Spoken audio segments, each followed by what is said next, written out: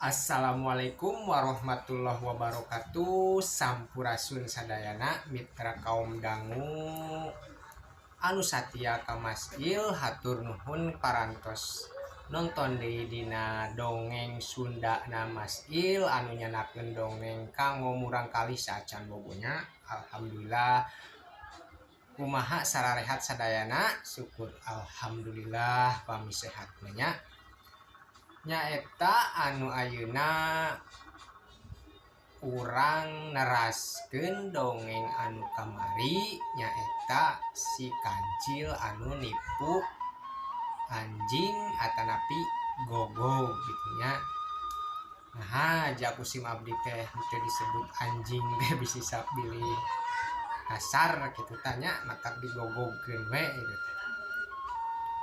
Urang langsung bae karena cariosan anu kamari dongeng anu kamari nyaeta si kancil nipu gogog gitunya. Kacarioskeun si bapak tani teh bos mulang ti pasar gitunya, bari nyanak bumbu sagala mulang ti pasar teh nah teh nasi patani teh sawurna teh bade nyate si kancil teh ya kapanan gitunya. Teka catur lamina si patani anjog kabumina dugi kaburuanana si patani teh nyaeta si patani langsung ninggal kasih kancil anu bade disate teh ya cenah ku si patani teh nya. Ari pas si patani dugi ka tempat ngurung nasi kancil, si patani kaget anu taya papadana ngajenghok. Hah, naon kamana si kancil yo? Gogong, kamana si kancil? Gitu kasauran si patani teh. Tuluy si gogog eta ngawalernya ka si patani, bari anu tanpa dosa teh wajahna si gogog mah da sangkaan si gogog mah manehna teh arek dijadikeun minantu si patani. Gitu kapan cariosan si kancil tadi teh nya. Ari saur si gogog kieu, aduh, calon mertua cenah itu kasauran si gogognya. Atuh si patani teh keheul emosi. Ngomong naon maneh teh gogog? Kamana si kancil? Nah jadi maneh anu di dieu? Gitu kasauran si patani. Tuluy si gogog teh ngaba eta ngawaler kieu saurna teh. Tekenging ngambek atuh calon mertua. Kapan saur si kancil sim kuring teh bade dijadikeun mertua, jadi bade dijantenkeun minantu. Itu saurna si gogong teh. Saur si kancil teh, matak ayeuna abdi tos siap bapak mertua, abdi siap dinikahkeun sareng murang kali bapak. Gitu kasauran si gogong teh. Atuh si patani beuki angot ngamukna teh. Ngomong naon maneh teh gogong? Kamana daekna ari ngomong teh? Kamana si kancil? Kamana? Saha anu arek ngawinkeun budak urang? Ujung maneh urang mah ditata-tari ge ka pasar meuli bumbu arek nyata si kancil. Gitu kasaur kacariosan si pak tani teh. Atuh si gogog teh ngajenghok bari nyarios. Hah? atuh hari kitu mah urang teh ditipu cina ku si Kancil. Pas nyarios gitu si Patani nyanak tangkal kai arek mabuk eta si Gogog ku sabab Patani terus emosi. Pas si Patani arek mabuk terus hiu cenanya kitu tah bade mabuk katingalieun ku si Gogog teh. Atuh si Gogog teh ngaclog anu satakar kebekna.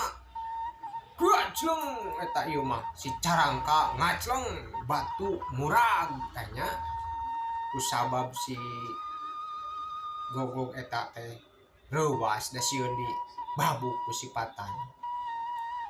Teu kitu si Gogog teh lumpat anu satakar kebekna. Bari si Gogog ngomong kieu bari lumpatna. Awas sia Kancil, nipu ka aing. Ku aing diudag nepi ka mana wae oge.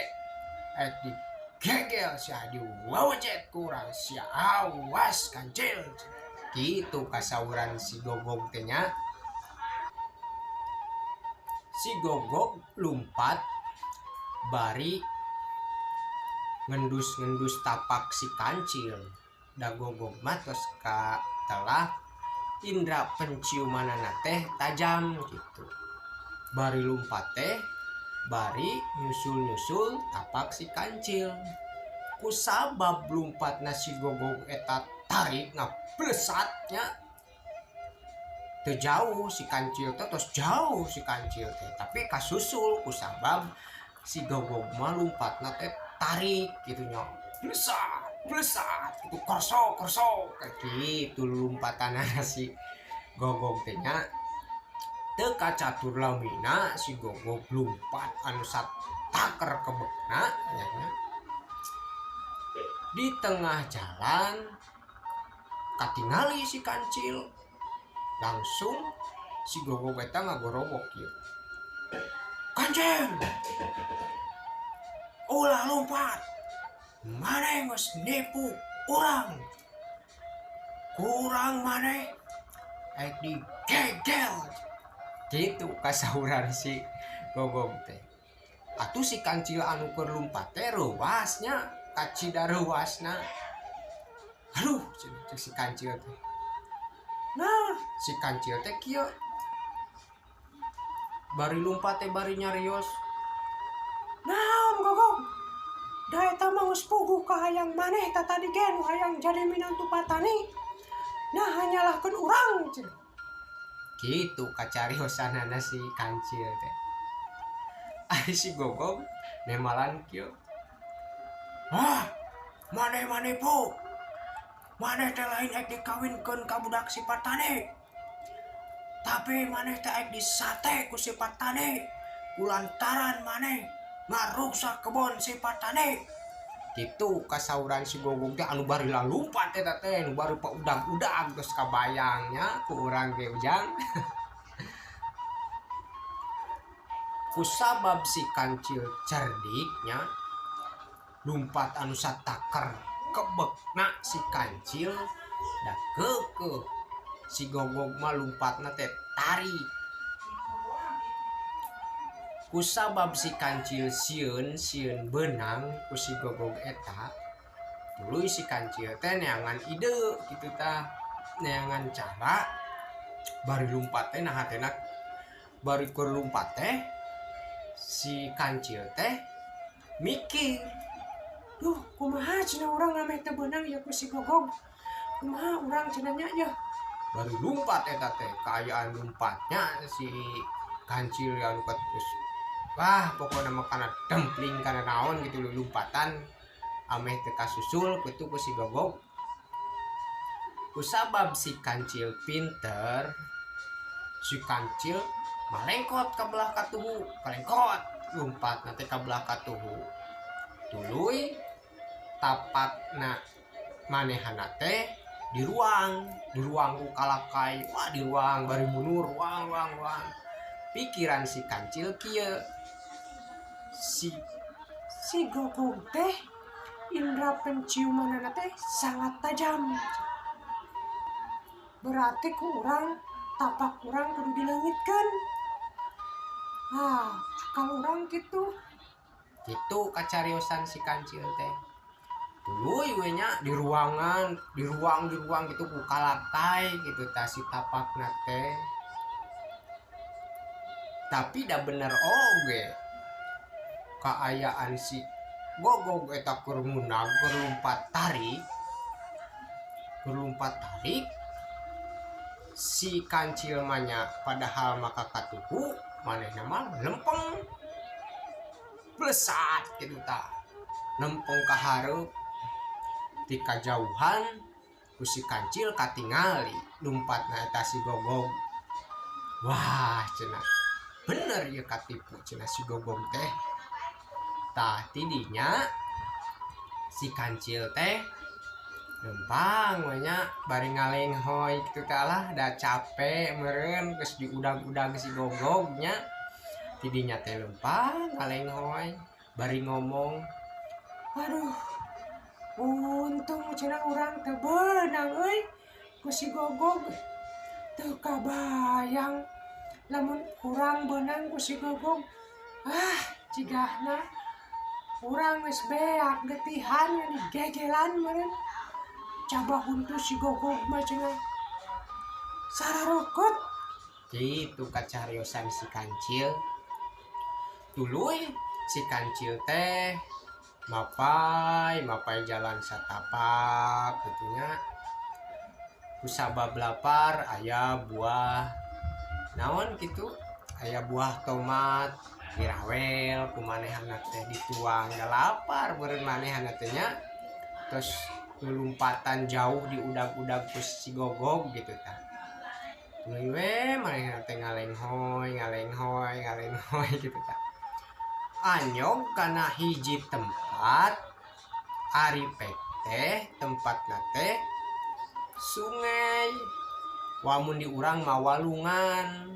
Anjeun si kancil teh lumpang ari pek teh dugina teh ka walungan. Si kancil teh manehna gumbira bunga kusabab si kancil mangih cai kitu tah. Si kancil teh da kusabab terus diudag-udag ku Gogog kusabab capek manehna teh langsung we ngaleueut kitu tah. Ngaleueut cai anu aya di sungai kusabab manehanana teh da capek jeung haus kitu tah nya. Si kancil teh dinda nuju si kancil keur ngaleueut keur minum nya. Si kancil teh keur ngayek-yek gitu tah. Si kancil teh minum di sisi walungan. Ari sing horeng di walungan eta teh loba buaya. Si kancil anu teu apal sungai eta aya buaya si kancil teh. Ari nuju ngayek-yek we nya minum si kancil teh. Ari gobok teh eta mah sukuna si kancil teh ditewak ku eta buaya dina sungai eta teh. Heuleum ujang nyai atos heula beres dongengna si kancil anu diudag-udag ku Gogog nya. Dugikeun ka dieu heula enjing urang sambung deui nyaeta anu si kancil ditewak ku buaya enjing mah.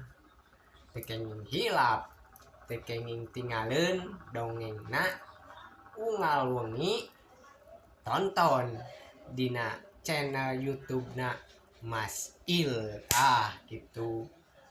Mudah-mudahan sararehat sadayana ageng milik rezekina tur sing palinter sing rarajin belajarna gitunya ujang nyai gitu. Atoskeun cekap dugi ka dieu wae. Assalamualaikum warahmatullahi wabarakatuh. Besar